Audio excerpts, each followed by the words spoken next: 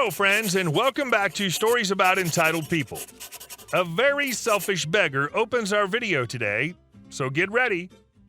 But before we begin, don't forget to subscribe to our channel if you're new here and turn on notifications so you don't miss a new video every single day. Here we go. Lady wanted half-price food plus free drink. I work at a restaurant. Yesterday, I had a lady ordering scallops. Everything seemed to be okay until I picked up her plate just with the empty shells, and she complained, showing me a piece of shell. Like, duh, you just ordered scallops. Anyway, I went to the chef. He said the same thing back. It was a piece of shell, totally normal, as she ordered scallops that are served on top of the shell. I explained to her that it's okay and that I was happy to give her a free coffee. While I was explaining it to her, she was closing her eyes and faking a pain face while grabbing her cheek. Then she said she hurt her gums and it was very painful. I repeated I was happy to give her a free coffee, and she said, "Okay, I want a coffee and another lot of scallops to take home." So I said I could put it through, but she'd have to pay for the scallops as we weren't going to give them to her for free. She was shocked and asked why if she was very unhappy, so I said I could give her a complimentary coffee, so she asked if she could get a soft drink instead. I said yes, and she said, "Okay, I'll take the soft drink and I'll pay half price for the food." Again, I said that wasn't possible, that she could get a free drink, but she'd have to pay full price for the food. She went on her pain face again and said she'd pay half price, so that wasn't possible, as she ate it all. So she said she had to spit it out, then put it in a napkin, then put the napkin inside her purse. Once again, I said no, but she insisted, so I told her I'd better call my manager to talk to her and left.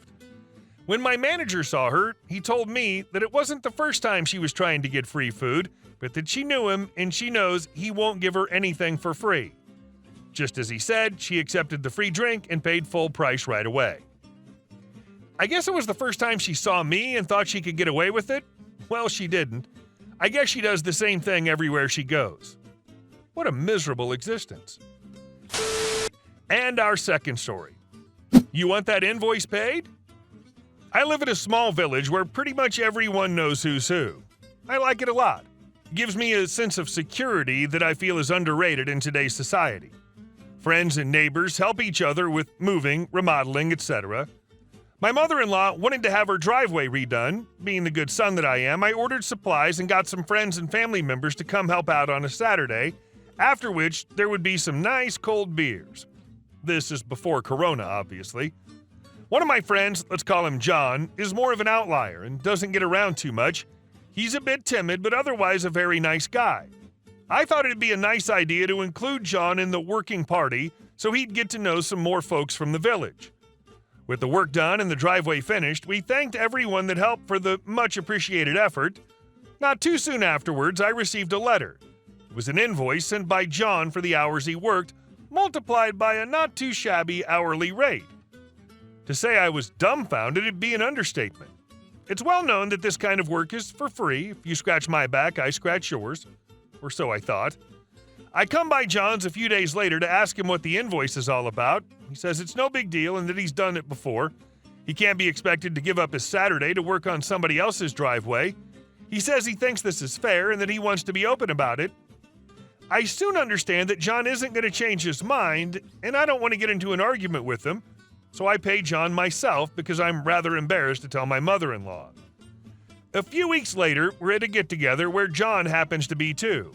A friend who'd also helped says he's thinking of redoing his driveway as well and asks what the costs were. Well, my mother-in-law sums up the different supplies and costs, as well as the beers, of course. John's within hearing distance, and I see him glance over. Now's my time. I raise my voice a little and say, "Aren't you forgetting the labor costs?" She looks at me surprised, and I add, "Yeah, John's invoice of X amount, that racks up the bill." An uncomfortable silence descends upon the party as people frown and look at me and John, whose stature shrivels under the weight of these looks. Suffice to say, John had some explaining to do, but he didn't look so sure anymore. He wanted to be open about it, right? Under the circumstances, I must say the invoice was money well spent, although I lost a friend that day. An old saying, if you lend someone a tenner and never see them again, it was worth it. And our next story. Adventures in Condo HOAs. So background info, I've just purchased my first piece of real estate, a condo of my very own. It's on the 3rd floor of a 4-floor building with gorgeous lake views. Another important piece of info is that the previous owner apparently never cleaned. Like ever. They were the only owner since the condo was built in 2004, and it was absolutely disgusting when I moved in. I'm talking layers of dried-on food, spills all over the kitchen, used acne patches stuck to the bathroom cabinets, etc. Spent the first month bleaching the entire inside. And that, my friends, is where we arrive at our main story. As I noted, the gorgeous view was a huge selling point of this particular unit. It has a beautiful deck overlooking a great lake and pool. However, it was covered in slimy green mold and algae. After I made the inside habitable, I wanted to get the deck in shape for the upcoming warm weather. I checked the rules documents, and it said nothing about washing your deck, so I presumed, like at my previous rental condo, that a courtesy heads up to those below you was the MO. I head down to the 1st floor, introduce myself to the neighbors 2 floors below, and let her know I'd like to power wash my deck. She tells me to go ahead and do whatever I need to do, just let her know when I settle on an exact day and time. Great. Head upstairs to the 2nd floor, enter neighbor Kelly. Kelly is a renter of 15 years, and before I can even finish my request, she just says, No, that's definitely not okay with me. I explain that my deck is growing things, and her response is just, well, decks get dirty. That's just how it goes. She's simply aghast that I would ask this inconvenience of her. She'd have to move her furniture. Unless the office explicitly gives me permission, she's not on board. So come Monday morning, I head right to the office. Apparently, Kelly is a known annoyance, and the property manager and HOA board president are apologetic. Luckily, the board is meeting tonight, and they can draft a policy on deck washing.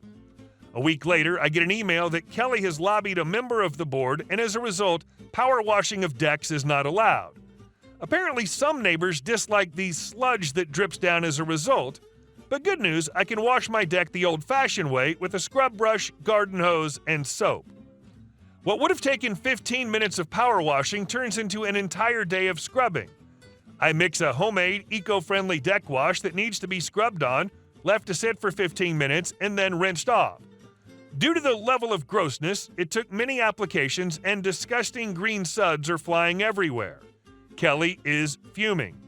She didn't realize that soap would be a part of the deal when I informed her of my new washing plans. I guess she thought she'd successfully limited to me to just a garden hose. She's very upset that there are suds on her windows and door. Threats of reporting me to the board ensue. Patio doors are slammed. Angry texts are sent. On my way to work Monday, I popped my head into the office. They'd received complaints from Kelly and told her I had permission for everything. I've not heard from her since. Oh look, it's the consequences of your own actions is the line that springs to mind. Good clean fun. Well done. And our last story. Entitled neighbor expected his utility bill to be paid. This was late 1990s in rural South Carolina. Rather important context. Cast, my relative Natalie, Paul, her partner. Paul got a job as a high-powered engineer for a major international company and moved to South Carolina. Wanting to live in a more rural area, Paul and Natalie found a home that was a converted barn sitting on about 8 acres, complete with pool, private lake, small fruit orchard, and some open fields. As the property had some electrical drops in various parts of the property, the sellers let Paul know there are actually 3 electric meters for the property, each billed separately. The main house was on one, there was a hookup on a light pole in the orchard, and there was one more for a well on the property. Go figure. The 2 meters that were not the main house were cheap, so Paul and Natalie didn't give it much thought. After they were living there a few months, Natalie mentioned that the electric bill for the well pump went way up, nothing outrageous, but from like $6 per month to nearly $40.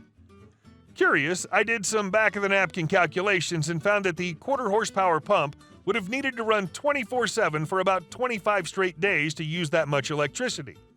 It was just the 2 of them living there, and there was no way they could have used that much water. Something wasn't right. So I began a bit of an investigation. Looking for a leak, I followed the water line out of the house, and oddly it ran off away from the well out in the field.